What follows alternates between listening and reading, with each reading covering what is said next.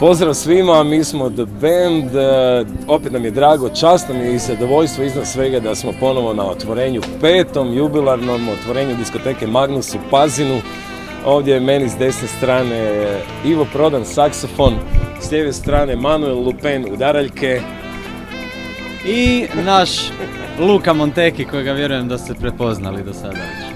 Dobro, vjerujem da će biti dobro večeras, da će još jedna luda sezona u Magnusu proteći u najboljem mogućem redu. Puno dobrih partija smo čuli da se organizira i doćemo ponovo, a do tada nemojte slučajno jedan vikend promašiti Magnus.